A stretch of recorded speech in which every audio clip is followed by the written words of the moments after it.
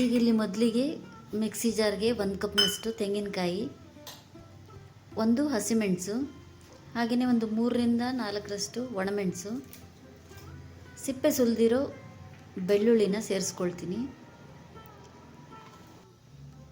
ಇದಕ್ಕೆ ಈಗ ಒಂದು ಸ್ವಲ್ಪ ಉಪ್ಪು ಹಾಕ್ಕೊಂಡು ನೀರು ಹಾಕ್ಕೊಂಡು ಇದನ್ನು ಚಟ್ನಿ ಅದಕ್ಕೆ ಮೊದಲು ರುಬ್ಕೊಳ್ತೀನಿ. ಇದಾದ ನಂತರ ಇಲ್ಲಿ ಕೆಸುವಿನ ಎಲೆ, ಇದನ್ನು ಎಳತಾಗಿರೋ ಕೆಸುವಿನ ಎಲೆನ ತಗೊಳ್ಬೇಕು. ಒಂದು 10ರಿಂದ 15ರಷ್ಟು ಎಲೆನ ನಾನಿಲ್ಲಿ ತೊಳೆದು ತಗೊಂಡಿದ್ದೀನಿ. ಇದನ್ನು ಈಗ ಕಟ್ ಮಾಡಿಕೊಂಡು ಬೇಯಿಸ್ಕೊಳ್ಬೇಕು. ಈ ರೀತಿಯಾಗಿ ನಾನು ಕಟ್ ಮಾಡ್ಕೊಂಡಿದ್ದೀನಿ.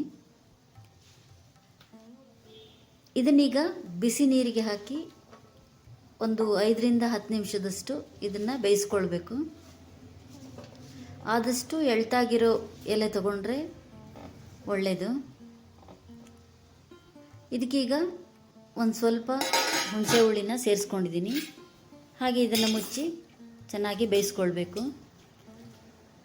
ಇದು ಬೆಂದಾದ ನಂತರ ನಾವು ಈಗಾಗಲೇ ರೆಡಿ ಮಾಡಿ ಇಟ್ಕೊಂಡಿರೋ ಚಟ್ನಿ ಜಾರ್ಗೆ ಇದನ್ನು ಸೇರಿಸಿ, ಈಗಾಗಲೇ ಚಟ್ನಿಗೆ ನಾವು ಒಂದು ಸ್ವಲ್ಪ ಉಪ್ಪನ್ನು ಸೇರಿಸ್ಕೊಂಡಿದ್ದೀವಿ.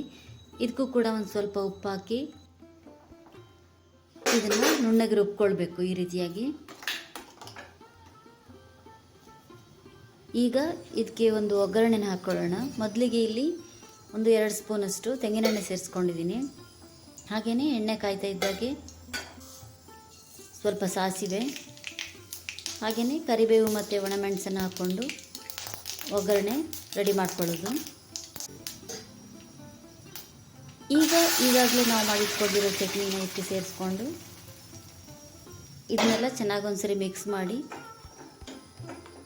ಇದರ ನೀರೆಲ್ಲ ಇಂಗೋ ತನಕ ಇದನ್ನು ನಾವು ಮುಚ್ಚಿ ಬೇಯಿಸ್ಕೊಳ್ಬೇಕು. ಈ ರೀತಿಯಾಗಿ ಒಂದು 5 ನಿಮಿಷ ಇದನ್ನು ಮುಚ್ಚಿ ಬೇಯಿಸ್ಕೊಳ್ಳೋದ್ರಿಂದ ಇದನ್ನು ನಾವು ಒಂದು 5ರಿಂದ 10 ದಿನದವರೆಗೂ ಕೂಡ ಫ್ರಿಜ್ಜಲ್ಲಿ ಇಟ್ಕೊಂಡು ಇದನ್ನು ಯೂಸ್ ಮಾಡ್ಕೊಳ್ಬೋದು. ಈಗ ಕೆಸುವಿನ ಎಲೆಯ ಗೊಜ್ಜು ಅಥವಾ ಚಟ್ನಿ ರೆಡಿಯಾಗಿದೆ. ಈ ಗೊಜ್ಜು ಬಿಸಿ ಅನ್ನದ ಜೊತೆಗೆ, ಹಾಗೆಯೇ ದೋಸೆ, ಚಪಾತಿ ಎಲ್ಲದರ ಜೊತೆಗೂ ತುಂಬ ರುಚಿಯಾಗಿರುತ್ತೆ.